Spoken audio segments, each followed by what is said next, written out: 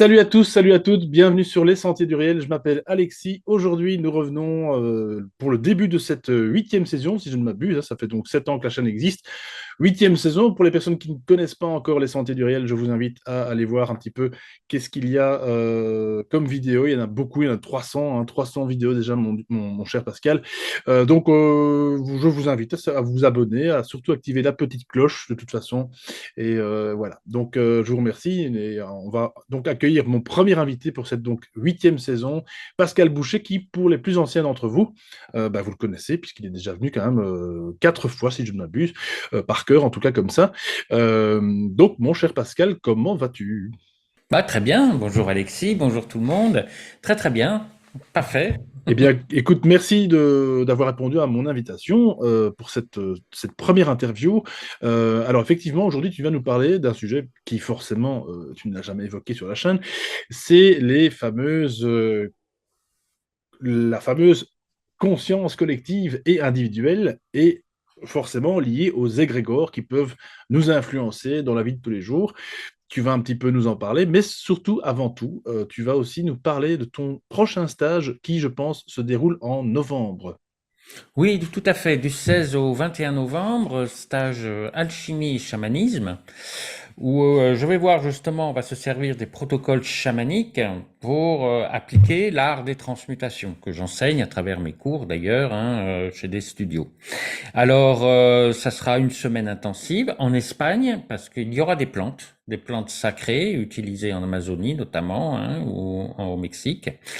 Donc, ça sera des initiations, ça sera éprouvant. Il y aura 2 nuits avec plantes sacrées, 3 matinées avec de combos, par exemple, du venin de grenouille, qui est autorisé, lui, mais qui n'est pas psychotrope, mais qui provoque de grands vomissements et de grands nettoyages corporels. Voilà, et le reste avec un travail sur développer sa sensibilité. On va aller sur des hauts lieux. Je travaillerai avec Sylvie Casabella, elle donne des cours sur l'informationnel chamanique. Et puis avec Soisig le Lyonnais, qui elle préparera les plantes et fera dérouler ce qu'on appelle les sessions, les tomas. Bien, voilà. Alors le but c'est de faire une initiation. C'est ce qu'on appelle nous dans les protocoles alchimiques la voie brève. Donc il faut être prêt quand même. On va mourir à ses illusions et très profondément. La médecine va aller jusqu'aux profondeurs de l'âme et de faire tomber ces illusions. Parce que comme je dis toujours, en hermétisme, ça se passe pas comme ailleurs. Ailleurs, on vous dit, il y a des grandes vérités, donc on les prend, on les mâche, puis on les répète à tout le monde comme ça, en croyant tenir la grande vérité. En alchimie, ça se passe pas comme ça. Les vérités, elles sont en nous-mêmes. C'est ce que Saint Jean appelle la vie des hommes, le Verbe, la lumière qui s'est fait chair. Et pour pouvoir obtenir une vérité, il faut détruire une illusion.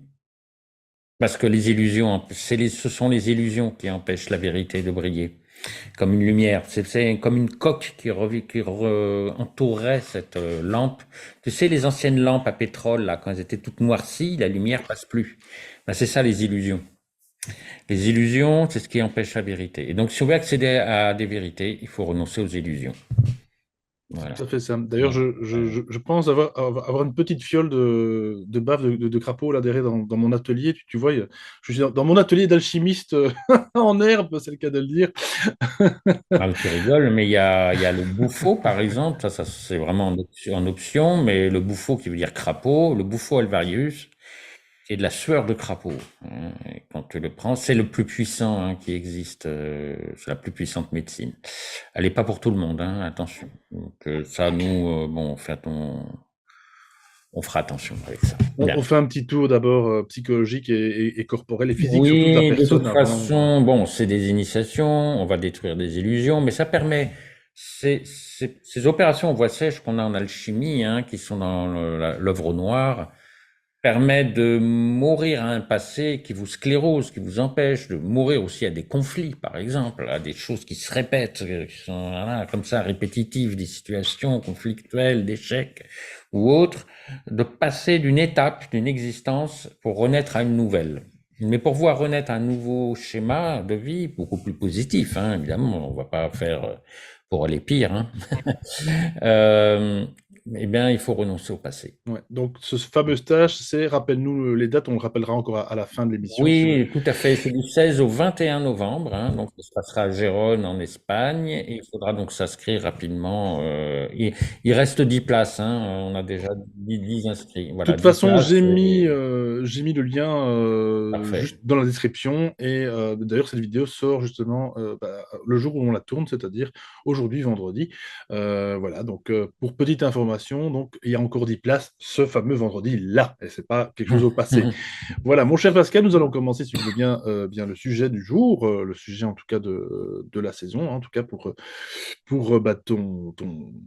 ta venue sur les sentiers. Donc effectivement, cette question, c'est ce qu'on disait hors antenne, je me pose toujours cette question, effectivement, on parle toujours d'inconscient collectif, ce fameux inconscient collectif, d'où il vient? Alors c'est peut-être pas la question ici, toi, à laquelle tu vas répondre, mais en tout cas, c'est quand même intéressant de se dire, il y a bien dû y avoir quand même une pensée qui finalement se propage, voilà, comme ça. Et alors surtout nos influences, parce qu'on est influencé aussi tous les jours à faire ou tel acte, ou à telle pensée aussi, hein, même surtout la pensée qui est beaucoup même finalement beaucoup plus subtile. Donc d'où ça vient tout ça? On va un petit peu y répondre, je pense, dans cette conférence. En tout cas, Pascal, je te laisse la parole. Oui, alors c'est un rapport que nous, on connaît bien en hermétisme, puisqu'on parle de ce qu'on appelle le microcosme, le rapport du microcosme et du macrocosme. Alors déjà, ça commence par là. Puisque dans la tradition hermétique, l'homme est un microcosme fait à l'image du macrocosme, à savoir l'univers. Mais il faut savoir que l'univers, il commence là. Moi, pour moi, le macrocosme, la table, la chaise sur laquelle je suis assis, fait partie du macrocosme, hein. Donc ça, c'est le monde extérieur, infini, vaste. Et puis moi, Bibi, hein, avec mon corps physique, mon psychisme, et puis aussi mon âme, mon esprit, etc. Bref. Et ça, c'est le microcosme. Alors, il y a néanmoins, et ça, c'est vrai que quand on s'est incarné, lors de notre incarnation, on a perdu la mémoire de tout ce qu'on savait, de choses comme ça. Et puis, petit à petit, l'ego se développe en se coupant du reste du monde qui l'entoure. C'est-à-dire, on s'individualise et du coup, on se coupe, comme j'ai toujours dit, on se coupe par exemple du règne minéral, parce que le minéral, il est mort, hein, voilà, c'est inerte, ça sert à faire des maisons ou à marcher dessus, voire à pisser dessus, à chier dessus s'il faut, mais voilà, c'est tout. Les plantes, qu'est-ce que vous voulez que les plantes, voilà, ça pousse, bon, ça décore, c'est sympa, ça se mange. Hein, mais à part ça, à part d'être vert et charmant, ça décore, mais c'est tout, c'est un élément décoratif de la vie. Et puis après, il y a les animaux. Les animaux, c'est stupide, c'est bête à bouffer du foin, hein, pour certains, d'autres à bouffer de la viande, mais c'est idiot. Bon, ça peut remplacer on a plus de gosses, voilà, à la maison, on se prend un chien, un chat pour le manque affectif. Mais réellement, à part que ces charmantes peluches animées, faut dire que c'est vraiment con un animal, c'est stupide, ça braille, ça aboie, c'est voilà. Et puis, il y a les humains. Voilà. Mais les humains, qu'est-ce que tu veux il y a plein de cons. Et puis, que dire encore des humains alors, on n'a pas tous la même couleur de peau. Et puis, on n'a pas tous la même langue. Et puis, on n'a pas tous la même culture. On n'a pas la même religion. Et puis, il y a les gros. Et puis, il y a les maigres. Et puis, il y a les petits. Et puis, il y a les grands. Et puis, il y a ces salauds de vieux, de réac. Et puis, ces cons de jeunes qui font n'importe quoi. Et puis, il y a les gonzesses qui font chier tout le monde. Et puis, les mecs qui sont vraiment des salauds de phallocrates. Bref, on n'en sort plus, quoi. Il y a les chiards qui sont là, les vieux qui nous emmerdent, qu'on va foutre dans des maisons de retraite, qu'on sait plus quoi en faire. Bref, à la fin, on arrive à quoi? Moi contre le monde entier. Voilà. Et là, on arrive dans la racine de l'ego. C'est ce qu'on appelle le développement individuel, et on s'isole. Or, la tradition hermétique nous montre bien que nous sommes un microcosme, fait l'image du macrocosme, et qu'il y a une interrelation. Alors le développement de notre intellect, qui se croit coupé du monde entier et s'imagine d'être complètement autonome, commence à se développer dans une illusion complète. Ce qui fait que l'influence du monde extérieur, du grand macrocosme, n'étant pas reconnue, se fait à notre insu, dans l'inconscient, dans le subconscient. Alors je sais qu'il y a un conscient collectif, Tout le monde le connaît, le conscient collectif, c'est ce qu'on voit dans les médias, c'est les grandes pensées communes, par exemple des idées politiques, des philosophies qui sont partagées, par exemple des églises, des religions. Donc là, on a une conscience collective qui est partagée. Jésus revient, c'est répété partout, que ce soit à Manille ou que ce soit au Pérou ou que ce soit à Rome. On répète, donc ça, c'est du conscient collectif. Mais réellement, donc il y a des tentatives quand même de vouloir refusionner avec une collectivité. Mais il y a les inconscients collectifs. Alors, qu'est-ce qu'il y a dans cet inconscient collectif?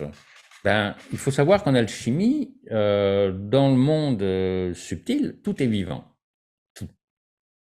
Alors, il y a plusieurs esprits. Donc, en fait, c'est ce que nous, dans la tradition hermétique, mais aussi chamanique, on verra que tout est animé d'un esprit. Et que ce sont les esprits dans ce plan qu'on appelle l'inconscient, qui animent toutes les choses que l'on voit dans le monde des faits, des phénomènes. Alors certes, physiquement, nous sommes des individus séparés, divisés, en apparence, physiquement.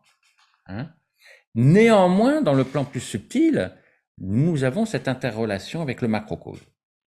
Alors, ça veut dire quoi? Ça veut dire que dans le macrocosme se trouvent des esprits de toutes choses, qui sont agissants. Et il va y avoir, par exemple, alors tu as des esprits dits naturels. Alors, ces esprits naturels sont, par exemple, l'esprit du jaguar, l'âme groupe du jaguar, par exemple, vous avez l'esprit du jaguar. Vous avez l'esprit de telle plante, vous avez des esprits des minéraux, vous avez des esprits, et puis vous avez des esprits des humains. Alors la problématique, c'est que l'être humain est créateur dans le monde invisible. Il peut créer des esprits à travers ses formes pensées, à travers des émotions, à travers des pensées. Ce qui là commence à compliquer les choses. Parce que déjà, il y a une myriade d'esprits naturels, que tu ailles de l'esprit de la fourmi à l'esprit du lion ou de l'éléphant, et en plus l'esprit des humains qui, eux, sont créateurs et créent plein d'esprits. Alors, il est évident qu'il y a une telle myriade d'esprits, on ne s'y retrouve plus là-dedans, c'est une véritable jungle, que ceux-ci fonctionnent et se rassemblent par affinité. Et dans le monde invisible, et je parle du macrocosme invisible, je ne parle pas du microcosme, je parle du macrocosme invisible, il n'y a pas ces notions de géographie qu'on a dans le plan physique. La géographie, les distances, par exemple, c'est sûr que si je vais en Australie, c'est très loin, alors que si je vais, moi qui habite en Provence, je vais à côté, dans la Camargue, c'est juste à côté, c'est pas loin. Eh bien, dans le monde invisible, c'est différent. Ce sont les affinités qui font les distances. Et donc, vous pouvez être extrêmement proche, par exemple, de quelqu'un ou d'une personne qui peut habiter en Patagonie, par exemple, vous qui habitez en France ou en Belgique, vous vous retrouvez en Patagonie. Et vous pouvez être extrêmement proche de cette personne, et par contre, votre voisin de palier peut être absolument, mais alors, aux antipodes de vous, quoi. Et donc, il n'y a aucune interaction qui se fait. Alors, c'est important, parce que pour savoir la loi des affinités, est très important parce qu'elle va nous montrer un éclairage dans le monde des égrégores. Donc les égrégores, ce sont des âmes groupes qui se rassemblent par affinité. Je veux pour exemple, l'exemple que je te donnais, par exemple des égrégores naturels, on a par exemple l'esprit, l'âme groupe du jaguar. Donc l'esprit de tous les jaguars, qui est le jaguar suprême, qui va influencer la manière de se comporter et la caractérologie de tout jaguar. C'est pareil pour les plantes, c'est pareil pour les choses, etc. Mais vous avez maintenant dans les égrégores des créatures qui sont créées par les êtres humains, des formes pensées. Et toutes ces formes pensées qui ont une affinité entre elles vont se réunir sous forme d'égrégore. Alors, une égrégore, il y en a des myriades aussi, parce qu'un parti politique peut créer une égrégore. Une religion peut créer une égrégore évidente. Et cette égrégore, elle est comme toute créature vivante, elle a son instinct de survie, son instinct de reproduction. Elle veut se multiplier, elle veut, voilà. Elle a aussi son instinct de survie. Elle a besoin d'être nourrie. Nourrie par des pensées, par des croyances, par des peurs, par des émotions, par des énergies. Hein. Qu'est-ce qu'il y a encore? Par exemple, un club de supporters de foot peut donner une égrégore. Alors, ça peut prêter à sourire, hein, mais je sais pas si tu te rappelles, je sais pas, il y a peut-être une quarantaine d'années ou 30 ans, même pas. Non, il y a même pas, il y a 20 ans. Histoire du stade du Heysel, là, où il y a eu les Oui, oui, oui, 40 oui. Bah, morts. j'étais à côté. Ah J'habitais à 5 bah, minutes. Ah oui. voilà. Donc là, tu as l'archétype de ce qu'est une égrégore d'un club de foot, que ce n'est pas si anodin que cela. On peut en rigoler en disant, ah ah, oui, une égrégore de club de foot, ah ah ah, 40 morts quand même, hein. Voilà. Et d'ailleurs, petite parenthèse, ça c'est une parenthèse que moi je fais, mais regardez un petit peu avec Google Earth, hein, les stades de foot, c'est en forme de marmite quand même. Hein. Je dis ça, je dis rien. Bah oui, c'est tous les, comme les amphithéâtres, les machins. Mais tu vois que finalement, une égrégore peut être extrêmement active. Il faut savoir que, par exemple, beaucoup de personnes le savaient. Hitler, avec le nazisme, connaissait ces histoires d'égrégores et il travaillait avec. Pourquoi faisait-il toujours ces grandes messes là hitlériennes où il y avait 100 000, 200 000 personnes qui étaient rassemblées dans un même stade avec des gens qui se criaient Sieg Heil, comme ça. Pourquoi il faisait ça? Parce qu'il créait une égrégore, il la renforçait et ça lui permettait d'avoir après un pouvoir sur la matière. Tu comprends? Parce que ces esprits étaient démultipliés, ça agit sur les consciences, l'inconscient collectif, parce que plus une égrégore est puissante, plus elle va être active et elle va avoir des résultats. On a ce cas-là, par exemple, avec la montée de l'intégrisme. Alors, actuellement, c'est chez les musulmans. On a eu cet intégrisme, nous, les religieux chrétiens, à l'époque de l'Inquisition, où on brûlait des bonnes femmes sorcières, soi-disant, ou des guérisseuses pour un oui, pour un non. Hein.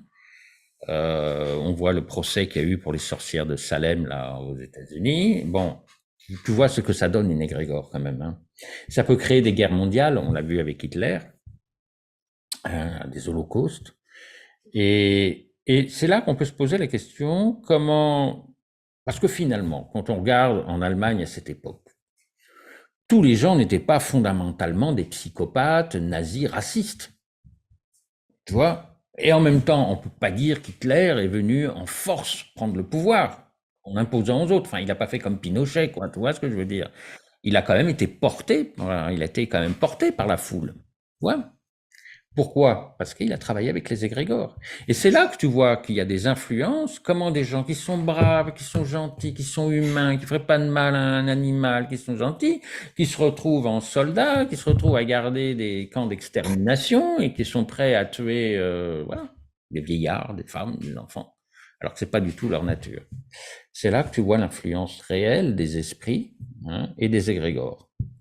Alors, moi, je dis souvent, je vois par rapport à la spiritualité, le domaine ésotérique, qui est moi domaine de prédilection, euh, je vois souvent des choses qui traînent quand tu vas dans une librairie ésotérique, quand tu vois, on nous présente toujours la spiritualité comme quelque chose avec des angelots, des belles bougies, des angelots, des petits anges comme ça qui volent, euh, des licornes, des petits poneys. Bref, c'est très joli, c'est très mignon, c'est parfumé, c'est comme ça, etc. Et non, ça ne marche pas comme ça. Dans le monde invisible, c'est une véritable jungle où tu as des esprits de toute nature. Des esprits extrêmement infernaux et destructeurs. Tu as des esprits prédateurs. D'ailleurs, c'est intéressant, hein, parce que, bon, dans les traditions religieuses, on les met en deux grandes catégories. Hein. Pour simplifier, puis comme il y a des milliards d'égrégores, il faut comprendre qu'une égrégore, quand elle est créée, elle peut perdurer longtemps. Hein. Il paraît, moi j'avais lu des livres, je ne sais pas si tu connaissais Judith Henry, qui avait fait le grand voyage d'une âme. C'était une médium extraordinaire, hein, qui est décédée maintenant. Et elle disait, elle, que il y avait encore des égrégores qui avaient été créés dans les arènes, tu sais, à l'époque de Rome, quand il y avait des jeux du cirque romain où on faisait battre des gladiateurs, on tuait, par exemple, on faisait bouffer par des lions des premiers chrétiens ou des choses comme ça, et les gens se réjouissaient en faisant ça, vive le sang, le sang. Ça crée des égrégores qui ont été la cause, par exemple, de la Première Guerre mondiale. Donc, c'est des égrégores extrêmement vivants. On les voit comme des nuages noirs. Elle les voyait comme ça, tu vois, et elles ont leur vie et leur mode d'action, tu vois. Alors maintenant, moi je vois, de toute façon, c'est très simple. Vous avez qu'à voir, vous, actuellement. Toute personne sait qu'actuellement, il y a une certaine morosité qui est là. Et surtout, ça s'est aggravé avec l'histoire du Covid, où j'ai vu un maximum de gens, et moi étant thérapeute, en plus, j'ai eu affaire à des gens extrêmement déprimés, dépressifs, qui se faisaient bouffer par la morosité. On nous ment, et c'est vrai. On est là avec des gens dans le macrocosme. Le macrocosme, c'est un merdier. Mais c'est là où je pose la question. Ok, c'est la merde dans le monde, ok. Mais pourquoi c'est la merde dans votre monde? Comment vous pouvez accepter que dans votre microcosme, ce monde interagisse dans votre microcosme? Parce qu'on le nourrit, justement. Ben parce que justement, c'est là qu'il faut apprendre à se resituer. C'est-à-dire, ok, moi je suis pas Mandrake le magicien, je vais pas changer le macrocosme, tu comprends? Il est comme il est. Il est dans une phase d'évolution, c'est l'époque des dissolutions, la fin de l'âge de fer est en train de mourir, donc tout se corrompt, se putrifie, pour pouvoir renaître un jour sous la forme de l'âge d'or avec l'ère du Verseau. Bon, c'est vrai qu'on est dans les phases de putréfaction, mais ça c'est le bordel dans le grand monde. Mais chez moi, à l'intérieur, dans mon microcosme, c'est moi le roi et c'est moi qui choisis qui rentre pas. Et c'est là qu'il faut être extrêmement ferme. Alors, comment ça se fait qu'il y a quand même une interaction? Ben parce que entre ton microcosme et le macrocosme, et je vais te dire entre toi, ta conscience et l'inconscient collectif, c'est là où se trouvent les entités, hein, les esprits, c'est dans l'inconscient collectif. Comment ils vont réagir par rapport à toi? Eh ben, rappelle-toi, c'est la résonance, c'est l'affinité. Quand je te disais que par exemple quelqu'un qui est dans la même vibration que toi, même si elle est en Patagonie, tu seras très proche d'elle, alors que ton voisin de palier, s'il n'a pas la même vibration, tu ne seras pas en affinité, il sera l'équivalent de la Patagonie pour toi. Pourquoi? Et donc c'est la même chose avec les entités.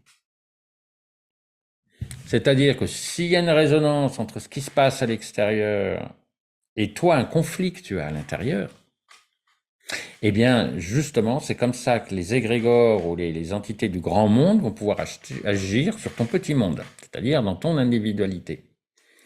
Donc, il est très important, pour pouvoir s'affranchir des égrégores et des courants obscurs qu'il puisse y avoir, de résoudre ces obscurités en soi-même qui, elles, viennent de notre histoire, de plusieurs facteurs. Attention, hein, les conflits qu'on a en soi-même, ils peuvent venir d'un karma, d'un passé, d'autres vies antérieures, ça c'est sûr, des traumatismes que tu as eu.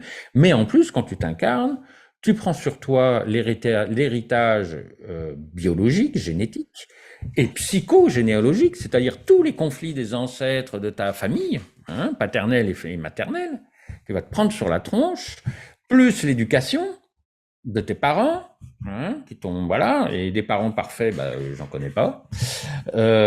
Donc voilà, plus la culture dans laquelle tu es, plus l'éducation, l'école, les machins et toute ton histoire. Donc tout ça, c'est ce qui fait ce que tu crois être toi. Une image d'ailleurs illusoire, hein, fait de patchwork. Et c'est justement là, avec tous les conflits que tu vas prendre, que tu vas hériter plutôt, hein, de vie antérieure ou d'ancêtre ou de l'éducation, eh bien, ce sont ces conflits-là qui sont des failles, qui ont des résonances avec des égrégores extérieurs, des formes pensées. Admettons par exemple, si tu as de la rancœur, eh bien, pour une histoire ou une autre, une saloperie qu'on t'a fait quand tu étais gamin ou quand tu étais à l'école, tu as une rancœur. Voilà. Et cette rancœur, tu ne la résous pas. Hein, eh bien, tu vas être en résonance avec tous les conflits, toutes les égrégores liés à la rancœur. On voit beaucoup ça avec des mouvements extrémistes politiques. Hein, c'est ces salauds, on est dans le complotisme par exemple. Ces salopards qui nous veulent du mal, et c'est tous des salauds, ils veulent notre mort, c'est des machins, c'est des trucs. Mais en fait, c'est parce qu'il y a une rancœur. Et c'est vrai qu'une rancœur, ça vient d'une injustice au départ. Donc c'est toujours justifié. Hein, c'est toujours ces salauds de riches qui s'en mettent plein les fouilles, les pauvres sont de plus en plus pauvres, et c'est vrai. En plus, le pire, c'est que c'est vrai, hein, attention. Hein. Mais il n'empêche que tu as du coup une énergie, alors qui passe sur un truc certes justifié, mais qui ne reste pas moins un conflit, qui est une pathologie. hein. Et donc, du coup, tu offres une résonance. Parce qu'en toi-même, ça te met t'es en résonance avec une histoire qui t'est arrivée quand tu étais gamin. Et envers lequel tu as une certaine rancœur. Tu as vécu une injustice, des machins, que c'était pas juste. Alors, soit des parents, soit de l'école, soit de n'importe. Tu as vécu cette injustice et ça te met en résonance avec. Pire encore, c'est peut-être une injustice que tu as vécue dans d'autres vies. Tu vois? Et donc, fatalement, tu vas être happé par cet égrégore. Et c'est là que tu vas te faire prendre par une égrégore, où tu peux passer du mec qui est gentil, qui est plein d'amour, qui ferait même pas de bain, même pas de mal à une bête, qui pourrait même pas tuer une mouche, etc., à un assassin de masse, parce que tu as ouvert une faille avec laquelle l'égrégore, très puissante, collective, hein, d'une haine, par exemple, hein, des égrégores de haine, vont pouvoir te prendre. Hein. Voilà. Et c'est comme ça que moi je vois, par exemple, tout le monde imagine hein, que des gens comme des types comme le Ku Klux Klan ou des gens comme ça sont des immondes salopards voués à la haine et au racisme dès leur naissance. Pas vraiment. Certes, il y a une culture derrière, mais pas vraiment. Des fois, tu as des gens qui sont braves, mais ils sont un peu bêtes d'ailleurs. Mais ils ont, ils ont pas de, tu vois, ils sont ouverts à ces égrégores. Et ces égrégores, elles ont été construits. Elles ont été mises en place par des gens, par contre, beaucoup plus malins, hein, qui ont créé ces égrégores. Pour parler du nazisme, par exemple, le nazisme, il faut savoir que quand même, il y avait la loge de Thulé qui était derrière, et puis Hitler, il avait même une prêtresse qui venait d'Inde. Il faut le faire. Hein. Alors, elle était très foncée de peau, hein, d'ailleurs, pour un homme qui croyait à la race aryenne et qui la conseillait. Hein. Donc, on comprend que cette espèce de gourou médium indienne qui venait d'Inde hein, était liée aux forces. Voilà. Par exemple, nous, dans la tradition, on parle de loge noire et de loge blanche. Alors ça, c'est intéressant. Tu vois, c'est pour te montrer justement le rapport entre l'intérieur et l'extérieur. Même le racisme, et les théories sur la suprématie de la race blanche, par exemple, viennent d'une vérité fondamentale, profonde. Ce n'est pas la couleur de la peau, c'est la couleur de l'âme dont il s'agit. Et ce que fait la loge noire et ce que fait les forces du mal, c'est-à-dire tous les esprits des égrégores négatives, ils sont incapables de construire quoi que ce soit, tout ce qu'ils savent faire, c'est détruire. Donc qu'est-ce qu'ils font? Ils prennent des théories qui sont au départ de ce que j'appelle moi la magie blanche, et ils vont l'inverser. On dit par exemple, quand on parle de la suprématie de la couleur blanche, pourquoi? Parce qu'en alchimie, le blanc, c'est la lumière blanche. Ça n'a rien à voir avec le pigment d'une peau ou même de la couleur de ton habit ou de quoi que ce soit. Ça n'a rien à voir. Ça, c'est un reflet de lumière. Ça n'a rien à voir. C'est ça, voilà. Et quelle que soit la couleur de ta peau, si tu as une âme ténébreuse et pourrie et sombre, hein, tu peux être blanc comme un camembert, tu peux être descendant d'un viking et celto-germanico, machin truc. Hein, si tu as une âme pourrie, si tu as une aura pourrie qui est sombre, eh bien, crois-moi que tu seras une ordure. D'ailleurs, si tu regardes bien, hein, même les nazis hein, qui prônaient la suprématie de la race blanche, la race aryenne en plus, qui normalement n'est pas blanche, hein, elle est iranienne la race aryenne à l'origine. Donc, mais bon, admettons la race aryenne comme ils visualisaient, etc., grand, blond, yeux bleus, etc. Si tu regardes bien eux qui défendaient ça, la suprématie de la race blanche, eh bien des fois ils se trahissent parce que quand tu vois l'ordre noir de la SS, tu vois, pourquoi ils s'habillent en noir? Donc en fait, ils défendent la suprématie de la race blanche, mais quelque part, ils défendent la loge noire. Alors, c'est pas pour faire une théorie raciale, hein, c'était pas le but aujourd'hui, mais pour dire que toutes les théories, par exemple sur la suprématie de la race, c'est une théorie qui est basée justement sur les égrégores, sur les esprits et sur la teinture des âmes. Hein. Et ce que fait justement des égrégores négatives, elles vont inverser. Elles vont dire ce qui est vrai dans le monde des esprits, dans le monde intérieur, on va le mettre dans le monde extérieur. Donc on va mettre dans l'apparence. Hein. Alors tu peux être tout à fait noir et avoir une aura d'une blancheur incroyable, hein. On voit avec par exemple Martin Luther King ou des grands penseurs comme cela, hein, et avoir des gens tout à fait très blancs et avec une âme très très très sombre. Voilà. Eh bien, c'est là que se jouent les égrégores et l'interaction.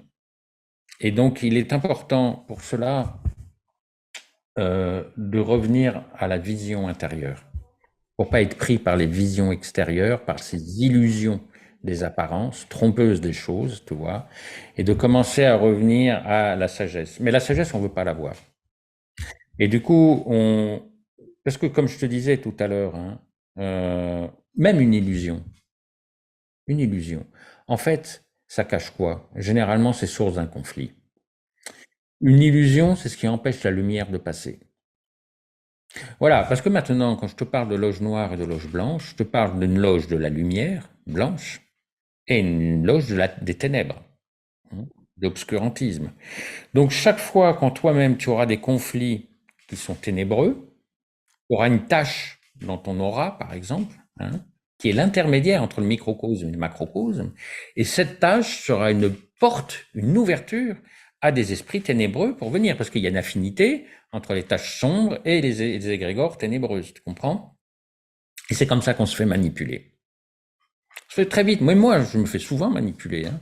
Des fois, je vois des mouvements sociaux et tout, je participe, j'adhère. Je salopard de machin, d'enculé de Monsanto et de laboratoires pharmaceutiques et ces salauds. Est-ce que c'est justifié en plus? Et pourquoi pourquoi ça me chamboule mon harmonie intérieure? Pourquoi ça me fout dans des états que ça ne devrait pas? Tu vois ce que je veux dire? Moi, je travaille pour l'harmonie, je travaille pour la lumière, je travaille pour la médecine, je travaille pas pour la maladie.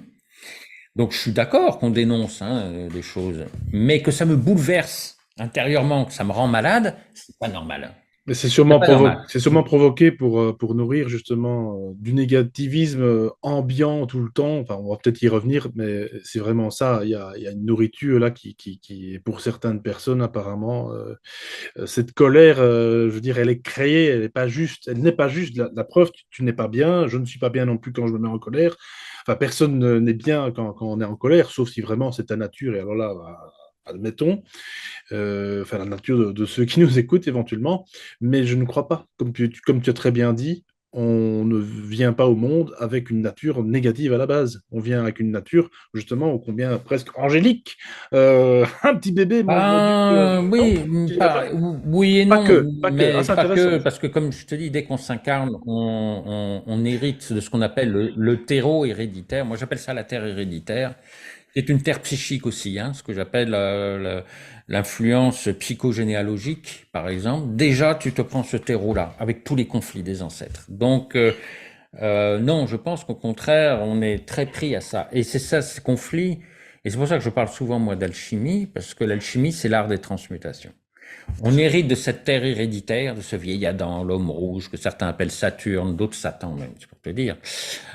Seth chez les Égyptiens, etc., chargé de conflits, etc. Et on va la transmuter petit à petit. Et donc, on va travailler sur ces conflits. Parce que faut pas croire, non, justement, on n'est pas pur blanc comme ça, avec, c'est faux. On a intérieurement tous ces conflits qu'on porte sur soi, et justement, c'est pas pour rien qu'on les porte. Pourquoi on hérite de ça? C'est pour faire évoluer la matière. À travers nous, c'est l'Esprit divin qui veut animer la matière, qui veut la spiritualiser, qui veut la purifier. Et il nous faut travailler comme ça. D'abord, on va libérer, par rapport à cela, on va libérer tous les esprits des ancêtres et des descendances futures de certains conflits, si on arrive à les résoudre en soi-même, tu comprends? Et quand on arrive à les résoudre, ces conflits, tout au moins à les maîtriser, parce que ce sont des énergies. À partir de ce moment-là, les égrégores correspondantes extérieurement n'auront plus prise sur nous. C'est vrai, moi j'ai une nature colérique. C'est comme ça. Je suis un mec colérique. Ça se voit pas, hein, j'ai l'air toujours tout doux, mais j'ai une nature extrêmement colérique. Euh, Violente et colérique. Euh, mais cette colère, je la travaille. Comme le fer, c'est lié à Mars, qui est lié au fer en alchimie, et le métal, le fer. Donc, comme un ferronnier va travailler le fer. Donc, je vais me servir de ce fer pour de cette énergie de colère en faire une énergie constructive. Lutter contre l'apathie, ne pas me laisser aller à des addictions, me révolter contre des addictions. Toi, j'ai cet instinct de... Et du coup, je travaille cette colère. Elle sera toujours là. Donc, quand il y a des égrégores de colère qu'il y a autour, il y a toujours une résonance. Mais comme j'arrive à maîtriser ma colère en moi, j'arrive à maîtriser la colère de l'égrégore. Et je me fais pas embarquer par elle. Tu vois, parce que si tu te fais embarquer par tes conflits, si tu es victime de tes conflits, tu seras toujours victime des conflits collectifs. C'est mathématique. Alors, en apprenant à maîtriser ses propres conflits, tu reprends ta liberté face à des égrégores. Parce que si on regarde bien, on n'est pas libre. Tu vois, la phrase on est tout homme né libre et égaux, ça, c'est un idéal. C'est pas vrai. Dans les faits, on ne naît jamais libre, on le devient à travers son travail. C'est tout, ça s'acquiert la liberté. Parce qu'au départ, on n'est pas libre. On n'est pas libre parce qu'on a l'esprit des ancêtres qui est là, qui veulent nous orienter. Et ça, c'est toujours par l'inconscient. Hein. Alors, on appelle ça l'inconscient collectif. Et on va répéter des schémas, on va répéter des choses, on va être dans la fidélité familiale, plus l'éducation, plus la culture, plus la société dans laquelle on est, tu vois, à chaque fois. Et ça va agir sur nous. Souvent, je remarque, je visualise, moi, la conscience d'un être humain, individuel, comme une vaguelette. Tu vois un océan avec des petites vagues. Tu prends le sommet de la vague, c'est ce qu'on appelle le conscient. Moi-je. Et plus tu vas descendre dans le subconscient, dans l'inconscient, plus tu vas être relié à l'océan, l'inconscient collectif. Tu vois? Et c'est comme ça que l'inconscient collectif agit sur les consciences. C'est-à-dire l'inconscient collectif va passer par l'inconscient individuel, hein, comme ça, petit à petit, arrive au subconscient et au conscient. Et le conscient qui se croit avoir des pensées de lui-même et d'être autonome et individuel. C'est faux. On est énormément influencé par des inconscients. Et c'est dans ces inconscients que se trouvent ce que moi j'appelle les esprits des égrégores. Voilà. Alors, tu as des égrégores naturels. Par exemple, toi, ça va très loin. Hein. Comme on est un microcosme à l'image du macrocosme, on a une résonance de tout le macrocosme en nous-mêmes. Donc en nous-mêmes se trouvent les étoiles. Là aussi, sur le plan spirituel divin, on a tout. Hein. Si on s'ouvre à cela, par contre, on peut s'ouvrir à ça. Ça, par contre, on peut ouvrir les portes à toutes les influences lumineuses, divines, etc., etc. Hein, ça nous vient des étoiles, ça nous vient du soleil, ça nous vient de tout. Bien. Mais on est aussi lié avec, par exemple, le règne minéral, le règne végétal, le règne animal, donc, et le règne humain. Tu vois? Les 4 règnes existent dans la nature, on l'a donc en nous-mêmes. Regarde, en nous-mêmes, on a, même physiquement, le système osseux, qui est lié au règne minéral, le système musculaire qui est lié au règne végétal, parce que le règne végétal prend racine dans le règne minéral, comme les muscles s'attachent aux os. Hein. Puis on a le règne animal qui lui est indépendant, qui est déraciné, qui peut se déplacer librement, qui correspond au système sanguin. Tu vois? Et puis ensuite, tu as le règne humain, que moi j'ai détaché du règne animal parce qu'il s'est quand même développé avec un développement de l'intellect quand même qui le caractérise.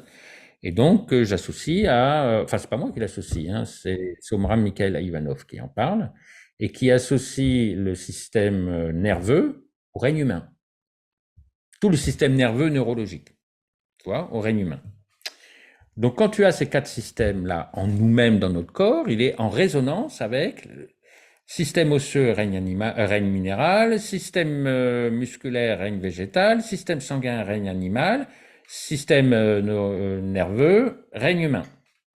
Donc on les a en nous-mêmes. Et ça veut dire qu'on a l'influence des esprits de chacun de ces règnes. Par exemple, l'esprit du minéral, résistance au changement, force d'inertie, c'est ce qu'on peut dire par rapport au règne minéral, sclérose, cristallisation, résistance, conservatisme, toutes les forces, par exemple psychiques, hein, de psychorigidité, de résistance au changement, de conservatisme, tous les réactionnaires, etc., sont très influencés par le système minéral, par l'esprit du minéral. Pour comprendre en alchimie, toute matière est vivante et donc elle influence dans le monde invisible et donc dans notre inconscient, hein, puisqu'on est une vaguelette au sommet de cet océan de l'inconscient collectif, eh bien, va agir sur nous. Donc, on a déjà les minéraux qui vont agir, y compris dans notre philosophie. Alors, si tu prends une philosophie réactionnaire, mais ce n'est rien d'autre que l'influence du minéral en toi. Tu vois?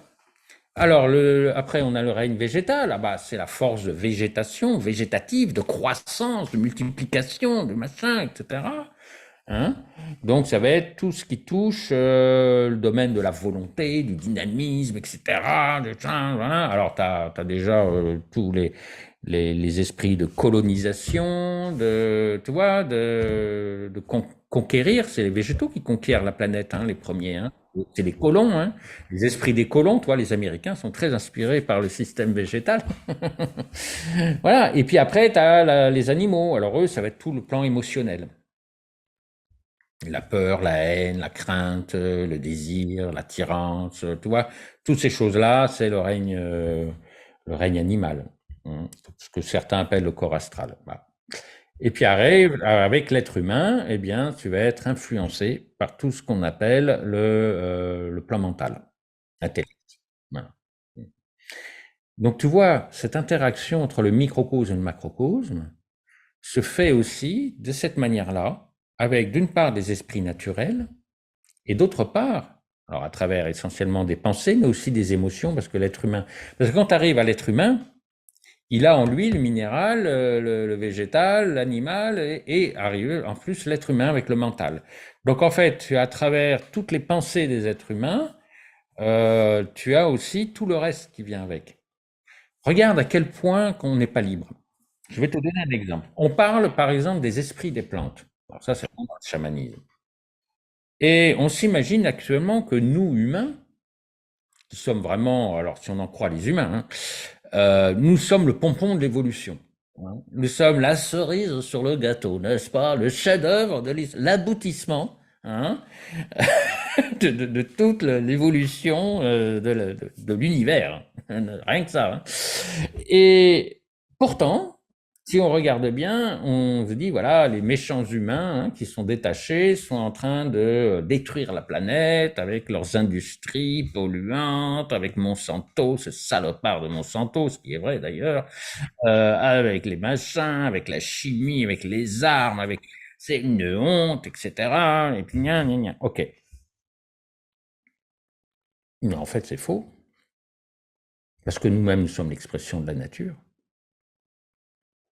Et puis, qu'est-ce qui te dit que c'est nous qui maîtrisons les pauvres plantes qui n'ont aucune défense, qui sont là à la merci de l'être humain? Qu'est-ce qui te dit? Qu'est-ce qui te dit qu'elles sont pas plus puissantes que nous? Alors, je vais te montrer un exemple. Parce que l'esprit des plantes est peut-être beaucoup plus puissant qu'on ne le croit et agit sur l'être humain. Et qui gouverne qui, à vrai dire? Toi, par exemple, alors je vais te donner de suite des exemples, comment les esprits des plantes gouvernent l'âme humaine et au niveau collectif. Allez, on y va. L'héroïne, regarde ce que ça donne. Hein, les dégâts, le marché qu'il y a et toute la mafia qu'il y a derrière. La cocaïne, on a carrément une économie parallèle, hein, qui influence toute l'économie avec tous les cartels, le réseau, les meurtres, tout ça. Regarde comment l'esprit de la coca agit sur la conscience humaine.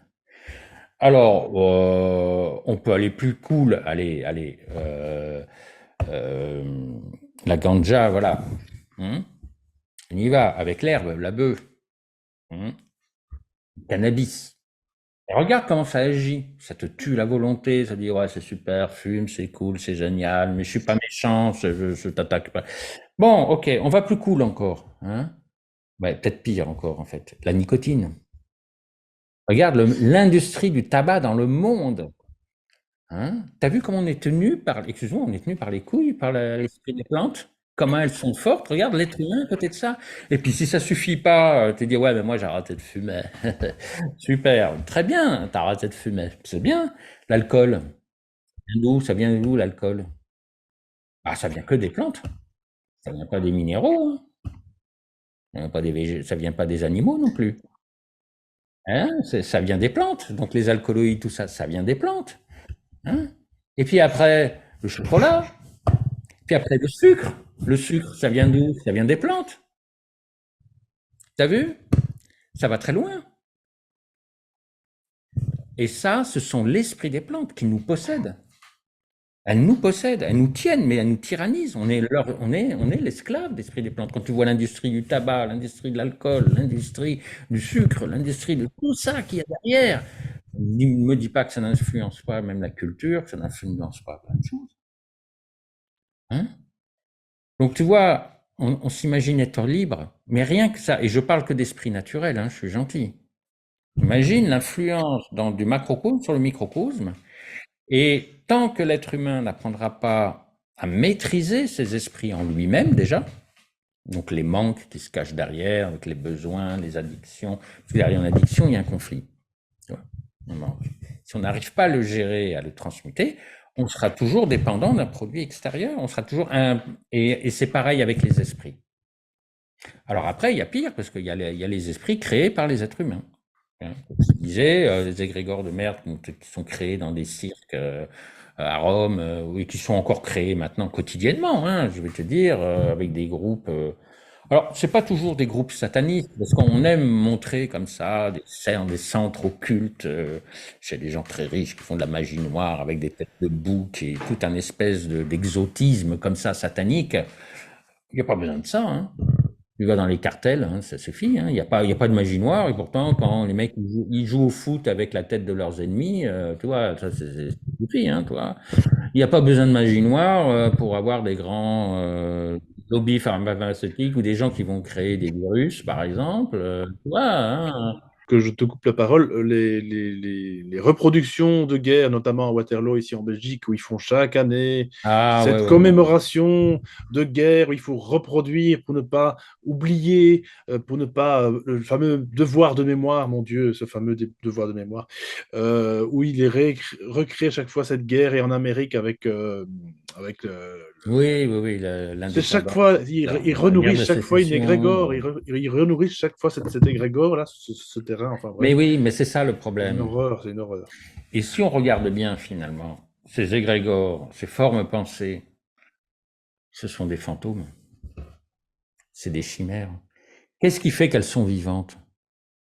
Bah parce qu'on les nourrit avec nos émotions. On les nourrit, on les entretient, on les chérit. Et c'est comme ça, les égrégores agissent en nous-mêmes. Parce que c'est pour ça qu'elles sont si vivantes et si terribles et si agissantes. Parce on agit avec nos émotions. Toi, par exemple, si tu as un truc, tu regardes à la télé et tu vois un truc, voilà, de la police qui fait un acte de répression terrible, tabassant la foule à tour de bras, en tirant à la mitrailleuse sur des pauvres gens qui manifestaient pour la paix et la sauvegarde des bébés dauphins, enfin bref, et des mecs salauds qui vont les flinguer à bout portant.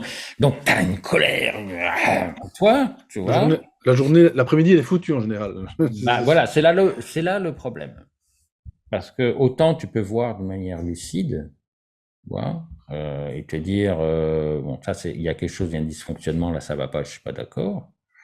Maintenant, si tu commences à être ébranlé intérieurement, émotionnellement, ça veut dire que les égrégores extérieurs ont réussi à toucher ton royaume intérieur, et c'est-à-dire, au niveau émotionnellement, tu es déstabilisé. Et si tu es déstabilisé, c'est-à-dire tu es décentré, le trône est vacant. Parce que le trône dans ton royaume, dans ton microcosme, c'est le cœur, c'est le centre. Si jamais tu es décentré, ça veut dire que tu quittes ton centre, tu quittes ton trône. Et le trône est vacant. Et c'est là que viennent les entités et qui vont comme ça commencer à agir. Et c'est comme ça que tu fais des actes inconscients après dans la vie qui vont influencer ta vie. Des fois, combien d'actes de colère, d'impulsivité ou de désir d'un seul coup, de pulsion, ont fait que tu as changé complètement ta vie. Tu te retrouves marié avec quelqu'un que tu n'avais rien à foutre avec et tu te retrouves toute ta vie à faire des choses comme ça, des métiers que tu n'as pas choisis. Combien de trucs que tu as fait dans ta vie qui viennent de l'inconscient, qui sont des actes inconscients et qui ont complètement orienté ta vie. Où est ta liberté là-dedans? Où elle est?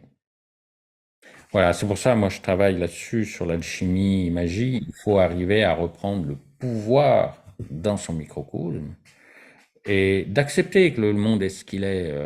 Ça ne veut pas dire qu'il faut accepter le mal, attention, c'est pas ce que je dis, hein. Mais de se dire que tout d'abord, il n'est pas, avant même de vouloir changer ce monde, il faut déjà être capable, arriver à faire en sorte que ce monde ne nous influence pas, notre monde. Et pour que ça puisse se faire, il faut travailler sur cette loi de résonance, c'est-à-dire sur les brèches, c'est-à-dire sur tes propres conflits. Donc si tu arrives à résoudre tes propres conflits petit à petit, tu verras qu'après, tu ne te feras plus embarquer par des histoires d'égrégores extérieurs. C'est-à-dire même, ça va très loin, attention, hein, c'est-à-dire que même des gens qui vont venir, qui sont des escrocs, des gens qui vont rouler dans la farine ou des théories comme ça, tu verras de suite, tu verras clair.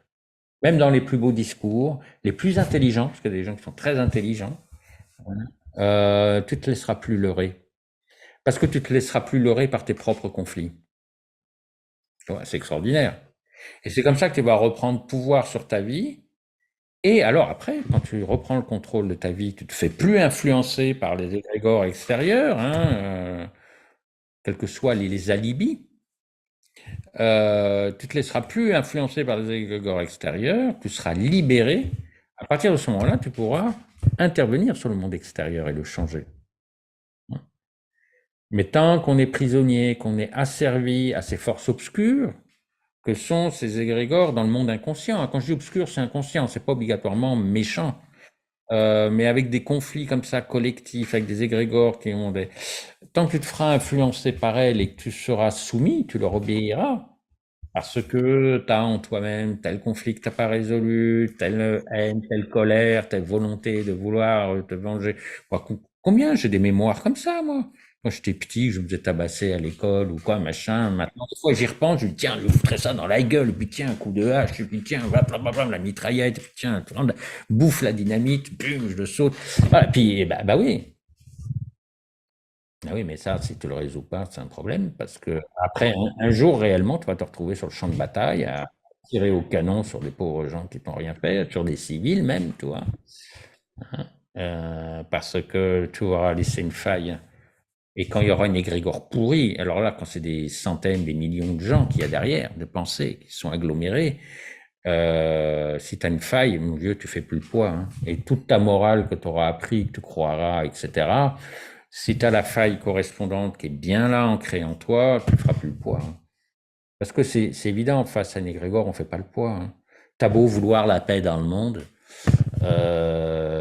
tu vois ce que je veux dire, une égrégore, quand elle te tombe dessus, quand tu as des millions de personnes, et on l'a vu là, d'une manière plus soft, hein, que la guerre et la montée du nazisme, par exemple, les 40, mais d'une manière beaucoup plus soft, on l'a vu avec le avec d'un côté une forme de paranoïa hypochondriaque savamment orchestrée, développée par des laboratoires et des gouvernements à leur botte, et de l'autre côté un marasme, voilà, on nous ment, on nous exploite, c'est une honte, machin, le monde devient fou. Mais que ce soit d'un côté en conformisme ou en victime anticonformiste, les deux côtés, c'est la même énergie, hein. Moi, je le vois. Les gens ne voient pas le monde des égrégores. Et c'est comme ça qu'on se laisse avoir. Parce que quelles que soient toutes les plus belles théories, les plus justifiées au monde, si vous voyez pas l'égrégore qu'il y a derrière, vous vous ferez avoir.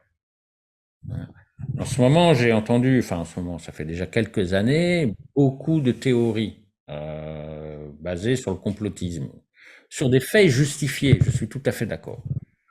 Par exemple, on a un monde politique qui se veut démocratique, mais qui par derrière manipule énormément et de moins en moins démocratique. Et on l'a vu avec l'histoire avec les mesures qui ont été prises. Mais en fait, on voit qu'il y a de la corruption, des manipulations et qu'il y a pas vraiment de libre arbitre dans ce monde soi-disant démocratique. De l'autre côté est présenté une solution miracle qui se veut, alors dans le milieu ésotérique, c'est ça qui est surprenant, hein, avec des profils de dictature, d'extrémisme, voilà. voilà, de droite ou de gauche pour d'autres pays, hein, qui serait la solution et l'incarnation de la vertu face à la corruption de la démocratie. Ce qu'on voit pas, c'est que là, on est Carib et Scylla. C'est-à-dire que les forces obscures, ténébreuses, qui veulent soit nous mettre dans l'intolérance, la colère, la haine d'un côté, assumée, soit au contraire dans une espèce de dictature larvée, qui ne dit pas son nom, dans le mensonge, la manipulation, etc., hein, avec toutes les GAFA et compagnie, on connaît, hein, eh bien, on nous dit, voilà, soit c'est l'un, soit c'est l'autre. Et on ne voit pas qu'on a des égrégores qui nous prennent en tenaille. Parce que moi, j'ai dit, attendez, face à ces Grégor, je suis désolé, c'est pas parce que de ce côté-là, ils sont pourris, je vais aller de l'autre côté, qui sont tout aussi pourris. Hein. Donc, il y a la voie du milieu, et c'est ma voie.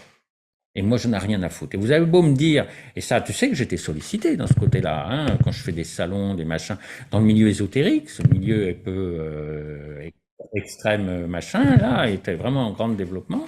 Je dis, mais vous voyez pas les Grégor qu'il y a derrière? C'est la même. Alors c'est sûr qu'elle s'oppose à une autre égrégore très très très pourrie, je suis d'accord avec vous. Hein. Mais c'est aussi une égrégore pourrie. Donc c'est-à-dire, on nous fait passer le Carib à Scylla. Eh bien moi je refuse. Et même s'il n'y a pas de solution autre, moi j'ai ma voix, j'ai ma pensée, j'ai ma foi, et je ne me laisserai pas influencer par tel égrégore. De droite, de gauche, n'a rien à cirer. La voix. La voix. Et tant pis si c'est pas encore une solution, tant pis si elle n'est pas petit à petit, parce que je dis souvent par rapport à ça, alors au niveau des égrégores, parce que c'est vrai que toute une histoire de puissance et de nombre.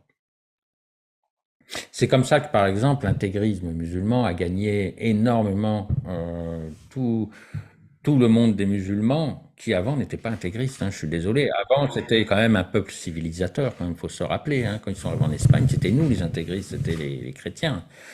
Hein, et maintenant, là, il y a un retour en arrière. Alors, on sait que ça vient. Ces égrégores ont été créés via soit l'Arabie Saoudite d'un côté, soit l'Iran de l'autre, hein, suivant la religion, que ce soit chiite ou sunnite. Bref, et avec l'argent, des moyens, et qui font que cette pensée devient une pensée unique et partout dans le monde. Hein, et vous voyez des gens même très intelligents. Vous pouvez leur donner, c'est là que tu vois quand quelqu'un est pris par un égrégore. Tu peux lui donner tous les arguments du monde, les plus logiques, il n'y a rien à faire. Et pourtant, tu as affaire à quelqu'un qui peut être très intelligent, hein, il s'est fait choper par une égrégore. Moi, quand je vois quelqu'un qui s'est fait choper par une égrégore, j'arrête de suite. Je dis, c'est pas la peine d'argumenter, laisse tomber. Je le laisse à sa croyance, c'est fini. Et ça, je l'ai vu, moi j'ai même des amis qui sont dans le domaine ésotérique, qui se sont fait avoir par d'autres égrégores, elles, hein, celles dont je parlais avant, hein, qui sont dans le côté, voilà. Mais attends, mais c'est complètement fou. C'est complètement fou. Et je vois que quand je donne des arguments, d'ailleurs, à un moment donné, la personne, tu vois qu'il y a de l'émotionnel qui arrive d'un seul coup, qui commence à s'énerver. Et c'est ça, qu'on parle de politique, très vite, on s'énerve. Hein. Tu as vu donc il y a autre chose derrière. C'est pas de la logique à l'état pur, c'est de l'émotionnel qui est derrière. Donc il y a une égrégore. Ça vient du plan astral. Voilà, donc il est important, hein, moi je dis quand même, de garder les yeux ouverts et de faire attention au niveau des émotions. On en a tous, on peut pas les enlever, hein. Mais c'est pas pour ça qu'on doit en être dupe. Hein. Ces émotions, on n'est pas obligé de les écouter aveuglément. Et quand tu commences à voir clair les choses, quand tu entends des théories, des philosophies, regarde les grégores qu'il y a derrière. Regarde les grégores. Est-ce qu'il y a de la haine? Est-ce qu'il y a de la violence? Ou est-ce qu'il y a au contraire de vraiment la bienveillance, voilà, etc., etc. C'est ça, hein, c'est tout un monde, ce rapport entre c'est déjà enlever cette illusion qu'on est individuel, individualisé et qu'on est libre. C'est complètement faux. À partir du moment que tu acceptes ce constat-là, tu peux commencer à ouvrir les yeux et voir en toi-même déjà tous les conflits et toutes les ouvertures que tu as avec les influences qui peuvent arriver des rigueurs extérieures. Et là, à partir de ce moment-là, tu commences à t'affranchir. Et à partir du moment que tu t'affranchis, tu vas commencer à libérer quelque chose de juste. le lumineux, et tu vas être en relation avec tout ce qui est juste et lumineux dans le monde. Parce que là aussi, il y a des forces, il n'y a pas que des forces obscures, il y a des forces lumineuses qui elles aussi sont, tu sais, les égrégores, les esprits fonctionnent comme dans l'inconscient collectif, fonctionnent un peu comme des virus. Ils sont contagieux et ils se multiplient, ils se développent comme ça. Donc ils trouvent un hôte qui lui-même va contaminer un autre hôte, qui lui-même va... Et c'est comme ça qu'on passe de l'individuel au collectif. Mais j'ai l'impression que tu peux prendre de l'eau. J'ai l'impression qu'en fait, alors les égrégores négatifs, que souvent, même dans le monde paranormal, dit-on, hein, que là, pour le coup, le paranormal, entre guillemets, dit-on même que tout ce qui est même magie noire aussi également, tout ce qui est vraiment l'égrégore les plus sombres qui existent, ont plus de mal à s'évacuer au fil des siècles qu'une égrégore positive. C'est assez étrange, mais j'ai l'impression que c'est un peu vrai dans ce monde-ci, en tout cas Oui, dans le monde oui et dans non. lequel on est. Oui et non. Parce que tu as des vieilles énergies comme ça qu'on peut ressentir quand on va dans des endroits. Alors attention, encore une fois, ça peut être aussi, comme tu dis, l'influence extérieure, l'influence des films, des documentaires, etc., de tout ce qu'on a pu voir, et donc on se fait des idées, mais etc. Mais si on laisse quand même un ressenti, ça, le côté lourd dans une pièce, par exemple, c'est pas forcément dans un vieux château, ça peut être dans une pièce totalement propre, un appartement, une maison, la plus clean qui soit, ou un terrain, ou un jardin le plus joli qui soit. euh, il peut y avoir voilà, ce ressenti négatif. Là, je parle de ressenti, hein, tu vas me dire ça, avec quoi je viens, mais je vais vraiment dire que voilà, il y a vraiment un côté négatif qui visiblement persiste. Apparemment, il peut persister même de manière autonome. C'est comme si on ne devait pas le nourrir forcément. Par contre, le positivisme, mon Dieu, c'est quelque chose qui se cultive. C'est comme une plante qu'on la laisse mourir. Voilà, elle meurt toute seule. Je pense pas. Je suis Donc, pas qu'est-ce que tu d'accord. penses, toi? Mais c'est très bien. Mais je Je suis suis pas content d'accord. je suis Je content que tu pense me réponds que, justement. Oui, alors, oui. il y a une vérité qui est évidente. Il est plus difficile de faire, d'allumer un feu sur la banquise que d'allumer un feu dans la savane. Alors, il est évident qu'actuellement, les forces ténébreuses sont majoritaires, parce que nous sommes à la fin de l'âge de fer, qui est une âge de taré. Donc, on est vraiment voilà, dans les ténèbres. Mais c'est pas grave. Parce que néanmoins, les règles pour les esprits et les égrégores, que ce soit des formes pensées ou des émotions, hein, qui agissent sur notre conscience collective par le biais de l'inconscient collectif, eh bien, ces forces-là, qu'elles soient positives ou négatives, obéissent aux mêmes règles. C'est-à-dire que si les forces négatives sont contagieuses, par exemple, ben les forces positives aussi. Tu vois, la lumière fonctionne aussi par contamination et contagion. Et c'est en cela que je résumerai, bah ça je le dirai après, mais je dirais quand même par rapport à ces forces-là, hein, certes la lumière, les forces de lumière, etc., sont minoritaires dans ce monde de tarés.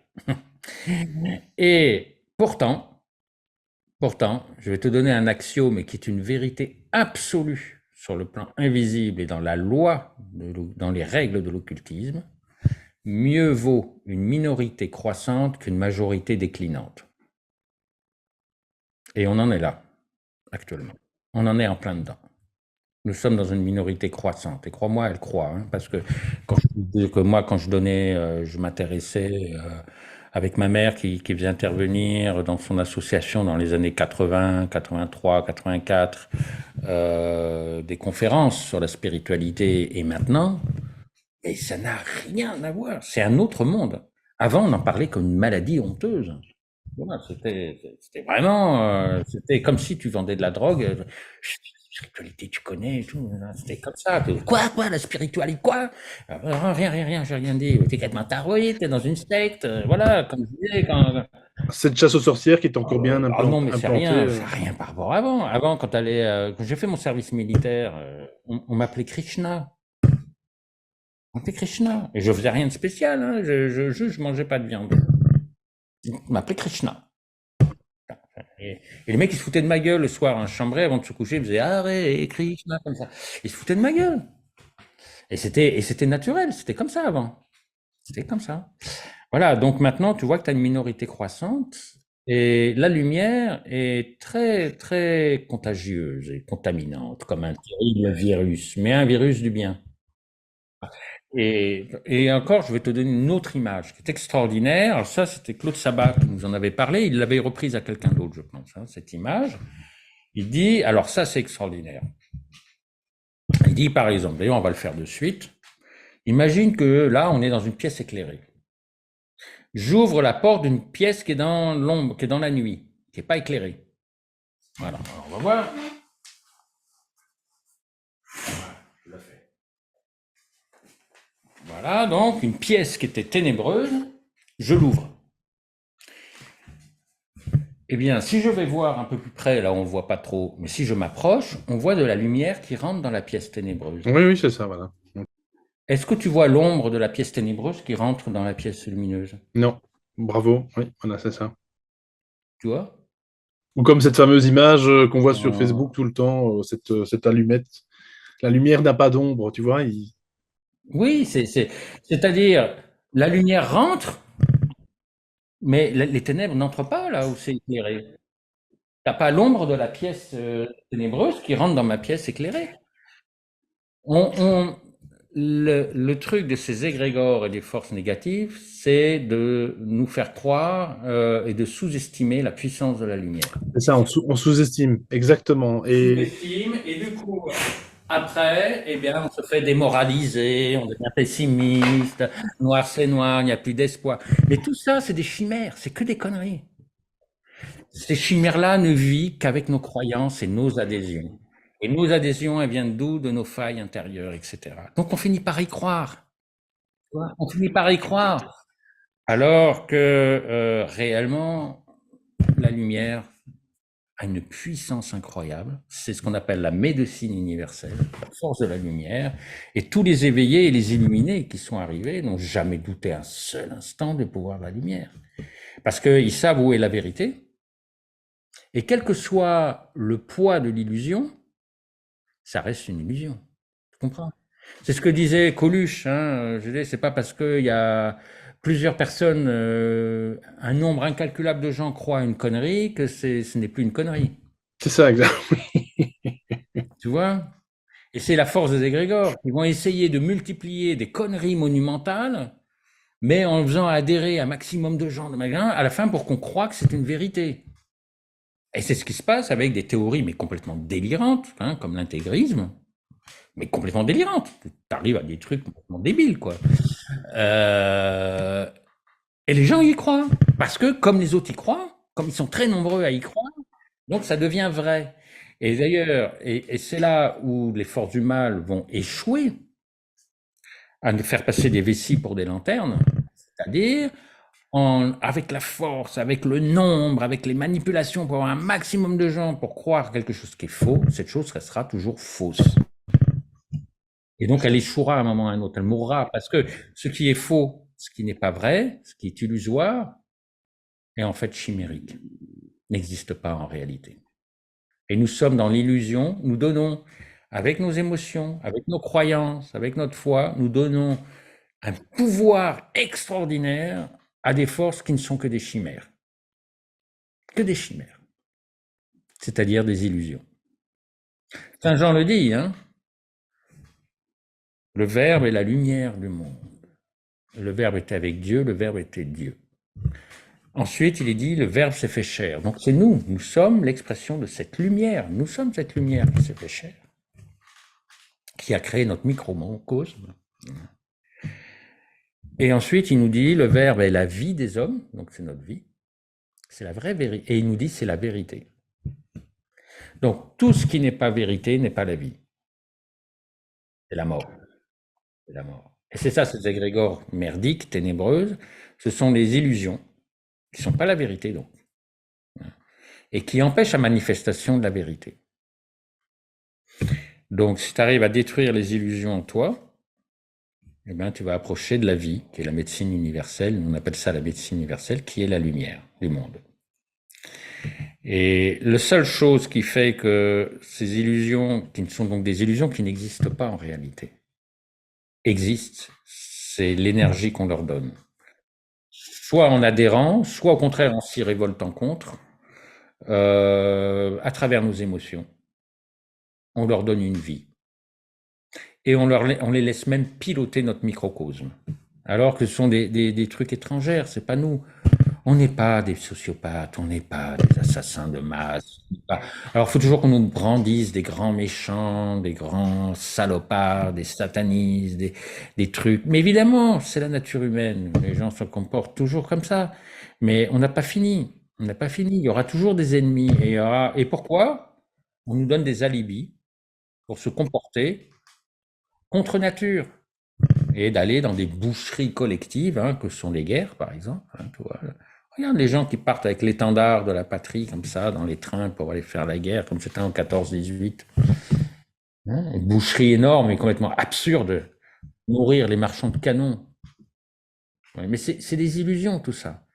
Et on leur donne. Pourquoi? Parce que, soyons honnêtes, quelque part, ça nous arrange.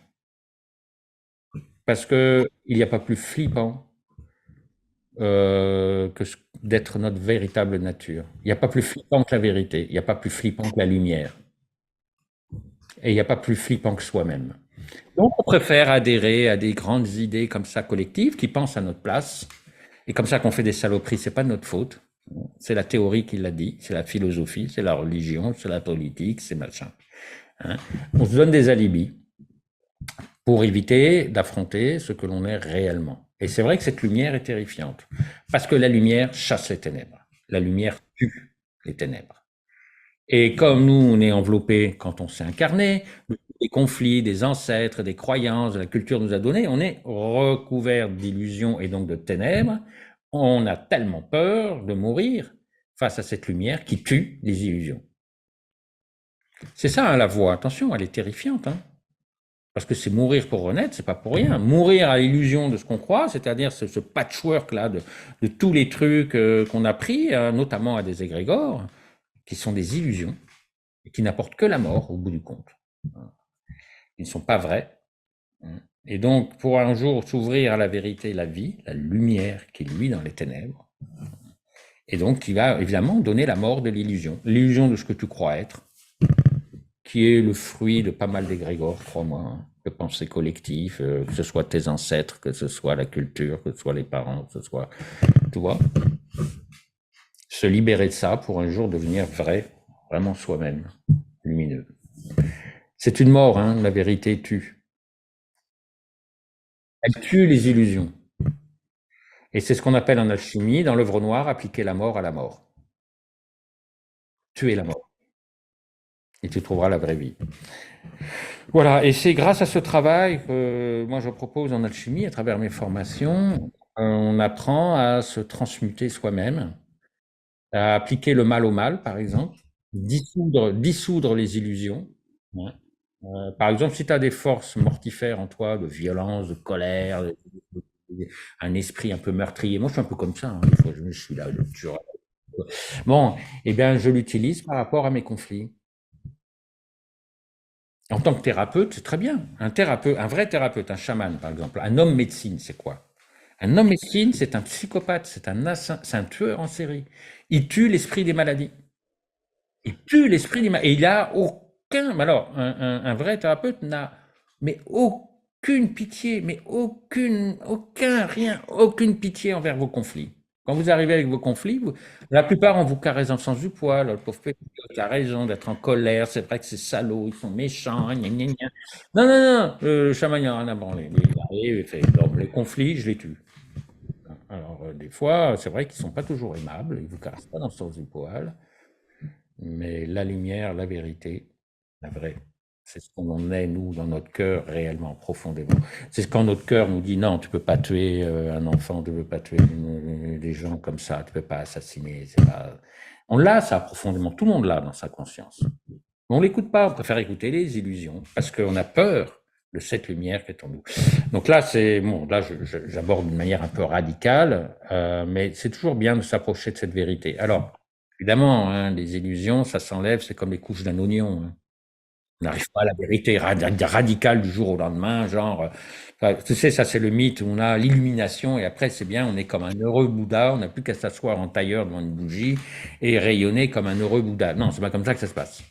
Hein. C'est chaque vérité, chaque illusion que tu vas détruire, une vérité tu vas acquérir. Et comme c'est infini, c'est tout un chemin.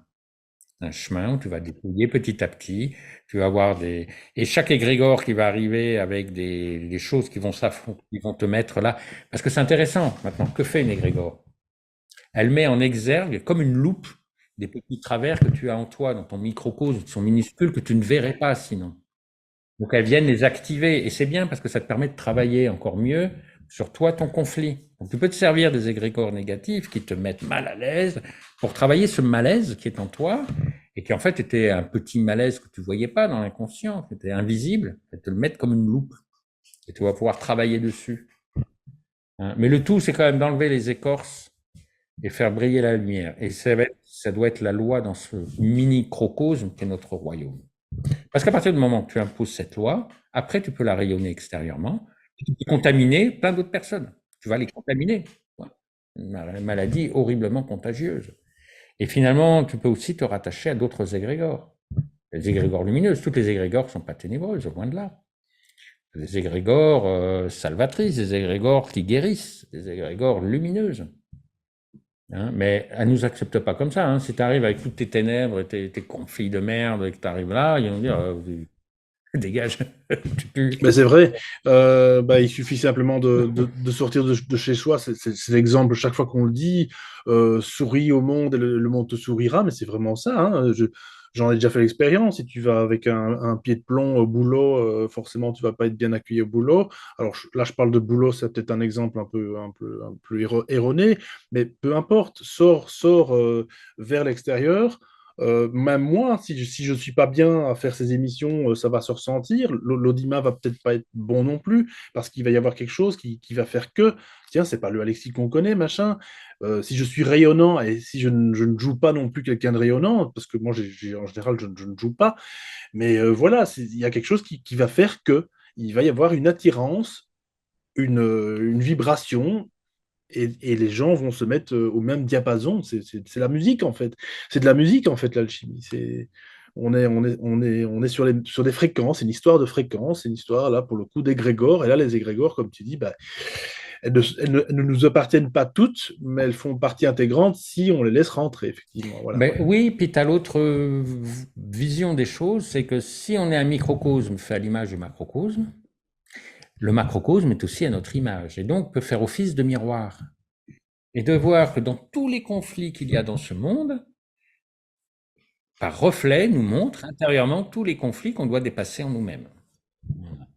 Ça, je le dis souvent parce que ça fait des millénaires qu'on essaye de déboulonner des tyrans, des gens qui nous gouvernent, qui abusent, des salauds. Mais à chaque fois, ça tombe sur un régime encore pire. Et pourquoi? Parce qu'on n'a pas déboulonné le tyran intérieur. Le maître de l'illusion, le prince de ce monde, c'est en nous-mêmes, c'est dans notre microcosme. Tu comprends? Des croyances, des peurs, de machin. C'est cette espèce d'ego qui est le patchwork de toutes les illusions qu'il a ramassées, qui est là, qui domine et qui veut surtout pas laisser la lumière briller, la vérité. Tant qu'il sera là à dominer d'une manière tyrannique en nous-mêmes, faut pas s'attendre que dans le monde extérieur, dans le macrocosme, il y ait une harmonie, une justice, etc. Oui, tu comprends? Si on est injuste intérieurement, comment tu veux. Donc, en gros, il faut se débarrasser de peurs, de toutes les peurs possibles, et alors, sans rentrer justement dans le phénomène inverse de devenir inhumain, complètement robot et complètement, comment ce qu'on va dire, de toute façon, c'est impossible. Non. C'est impossible. Mais est-ce qu'il ne faudrait pas justement pouvoir ignorer, alors à ce moment-là, toutes les choses, toutes ces choses qui sont négatives, dites négatives, ou ignorer, ça fait partie aussi du même processus qui est de... Non, tu n'es pas. Alors, c'est tout un truc que je donne dans mon livre d'ailleurs, l'alchimie, la magie du quotidien aux éditions Rustica. Je dis en fait, euh, tu peux pas dire je ne veux pas voir. Il faut apprendre à voir, mais sans se laisser ébranler. Donc moi je donne un exercice, par exemple, tu visualises des nuages dans le ciel qui passent devant toi. parce qu'il y a du vent, tu vois, donc il y a du souffle, il y a du vent, et les nuages passent comme ça, défilent. Tu les regardes, tu les vois, mais tu ne les suis pas du regard. Tu vois passer, imagine, je fais là, passer mon doigt, mais je ne suis pas le doigt du regard. Donc je le vois bien, hein, mais je ne le suis pas du regard. Et après, tu fais pareil avec les pensées, tu fais pareil avec les émotions. Il peut y avoir des émotions tonitruantes, horribles, des paniques, des horreurs, des haines, des colères. Tu les regardes, tu restes centré dans ton cœur surtout. Et tu ne les suis pas, c'est-à-dire tu n'y adhères pas. Tu ne te laisses pas attirer par ces esprits. C'est comme si j'avais une échelle, je dis chaque fois, c'est prendre de la hauteur, entre guillemets, pas de péjoratif hein, là-dedans, c'est prendre de la hauteur et observer le monde tel qu'il est, il est là, mais tout en étant, comment dire, pas détaché, on sait qu'on fait partie de ce Non, en monde-là, fait, le truc, c'est d'être et centré. c'est... C'est de rester dans son Hmm, centre. Tu sais, je prends souvent l'image d'un cercle avec un point au milieu, qui est le symbole du soleil en astrologie. Et tu imagines que tout ce qu'il y a autour de toi, ce sont les pensées, les émotions, ton psychisme, les idées qui viennent de l'extérieur ou qui viennent de toi, tout ça, c'est ce qu'il y a le cercle. Et toi, tu restes dans ton centre, qui est au niveau du cœur, qui est le centre physique d'ailleurs, et qui est le centre là. Et tu restes dans ton centre. Et tu as toutes les choses qui tournent autour avec des trucs horribles, au contraire, désirables, qui te font machin, qui te font perdre ton sang-froid. Tu restes dans ton centre. C'est ton trône, c'est là se trouve le trône de ton microcosme. Et donc tu peux voir des entités qui passent des égrégores épouvantables sans être ébranlés. Parce que ce sont des illusions, ce sont des chimères. Et tu peux leur dire, moi, vous n'êtes que des fantômes, dégagez. Voilà, moi je suis là. Et c'est vrai que l'occultisme, hein, moi je parle souvent du chamanisme, les gens avec mode New Age, où il y a beaucoup de chamanisme, et je le trouve très bien d'ailleurs, mais il y a aussi des excès, hein, où on voit du chamanisme, on fait des bisous aux arbres, on se met des plumes où je pense, on danse autour en jouant du tambour, c'est pas ça le chamanisme, hein, avec des licornes et des trucs comme ça. Le chamanisme, c'est le chemin du guerrier, hein. guéri de la lumière. Hein. Hmm. C'est le chemin du guerrier, parce que là, le chamanisme, on te balance dans le monde invisible, qui est une vraie jungle. Alors c'est sûr qu'il y a des beaux esprits, attention, il y a des esprits lumineux, il faut s'attacher à eux, leur demander de l'aide, parce qu'évidemment, face à un égrégore, on ne fait pas le poids si on ne se rattache pas à une autre égrégore, c'est important. Donc, une égrégore lumineuse, hein, mais en même temps, on a des esprits extrêmement, des prédateurs, des esprits extrêmement malveillants, agressifs, ténébreux, et qui ne veulent que ta perte. Donc là, il faut être fort, il faut être centré, ne pas se laisser embringuer par ces choses-là, parce qu'après, tu te rends compte, moi je vois même quand je fais mes soins en énergétique, je ressens le conflit de la personne, je le vois comme un nuage, mais je ne vais pas y adhérer. Je traverse ça en restant centré dans mon centre. Donc je traverse la tempête, mais je reste centré. Avec cette foi, hein, cette lumière qui est de toute façon indestructible, parce que c'est la seule qui est vraie dans toute cette histoire. Tout le reste, c'est des illusions, des fumées, des trucs. Et je traverse l'histoire, comme ça je peux faire un diagnostic, tu vois, mais sans me faire entraîner par le drame qu'a vécu la personne dans son passé ou autre. Et ensuite de le réparer. Mais il faut être centré. Parce que le jour où tu quittes ton centre, à chaque fois, bah, tu perds un peu de ton pouvoir. Tu laisses le trône vacant. Et c'est comme ça que des entités qui ne sont que des chimères, des fantômes, vont gouverner ta vie. Et c'est comme ça que toute ta vie, après, ben, tu la vis comment? Comme la plupart des gens. Comme un brin de paille, ballotté en haut par le haut et le bas des vagues, et qui part à la dérive sans savoir où il va, hein, et qui est poussé par des courants comme ça, marins, indépendants de sa volonté, de l'inconscient collectif, qui se trouve là comme ça, voilà. Eh ben non, non, un vrai alchimiste, un vrai mage, un vrai chaman reprend son pouvoir, acquiert son libre arbitre et devient le pilote de son propre navire. Il a un idéal, il veut y aller. Au départ, je vois toujours des gens, en moi, à une époque, je voulais tellement ça, je voulais tellement ça. C'est comme tu sais, tu vois des gens qui rentrent en politique, ils avaient un très haut idéal, puis à la fin, ils sont là dans des corruptions, à faire des machins, des trucs, pour avoir des voix, et ils ont complètement oublié, ils ont perdu leur idéal. Non, non, il faut retrouver. Pourquoi? Parce qu'ils se sont fait prendre par des égrégores. Et même les gens de pouvoir, qu'on pourrait croire manipulateurs, etc., qui sont un peu les maîtres, pas du tout. Quelqu'un quelqu'un qui dit, par exemple, des gens de pouvoir. On va prendre des gens de pouvoir. Que ce soit dans l'occultisme, la magie par exemple, ou que ce soit dans la politique ou ailleurs, dans l'armée, ou dans l'économique. Les gens de pouvoir imaginent qu'ils possèdent beaucoup de pouvoir, ce qui est vrai en apparence. Mais en vérité, c'est faux. C'est le pouvoir qui les tient, qui les possède. Parce que le pouvoir lui-même est une énergie, une égrégore. Et donc, c'est eux les pantins de cette énergie qu'on appelle le pouvoir. Hein. Et donc, ils ont des miettes, des machins, des trucs. Mais regarde, qu'est-ce qu'on leur demande en échange? D'oublier leur âme, d'arnaquer des gens. Certains même deviennent des meurtriers. Hein. Même les gens que tu aimes, il va falloir les sacrifier. Hein. Parce que cette énergie de pouvoir te le demande. Et tu deviens dépendant. Comme un héroïnomane est accro de son héroïne. Tu vois? Et ils sont plus libres. C'est fini. Et je te dis, si tu veux vraiment le pouvoir, il faut reprendre le pouvoir sur ses égrégores, sur ses pensées, sur ses idées et sur ses conflits intérieurs. Donc, Oui, ouais, c'est ça, exactement. Bah, merci beaucoup, Pascal. Merci beaucoup pour cette conférence. En tout cas, oui, ce thème qui, moi, m'est cher parce que ça fait longtemps que je me pose des questions à ce niveau-là. Les égrégores, bah, finalement, vous, les auditeurs, vous avez certainement déjà entendu parler de ça, sinon vous ne seriez pas sur la chaîne. À moins que vous débarquez, et tant mieux, bienvenue à vous. Mais c'est vrai que, voilà, c'est vrai que c'est toujours très très flou, c'est le cas de le dire, les égrégores, sans jeu de mots. Mais là, voilà, on comprend effectivement que bah, qu'au final, comme tu dis, la personne qui va en toute façon, en tout cas, vous dire un jour un gourou, peu importe, et encore une fois, tu l'avais déjà expliqué dans une autre interview, gourou, c'est pas péjoratif, puisque gourou veut dire l'ombre et la lumière, mais en gros, si vous rencontrez quelqu'un qui dit «Oh, moi, je n'ai plus d'égrégore autour de moi», bah, ce n'est pas vrai. On en fait partie. C'est comme dans la mer, il y a des...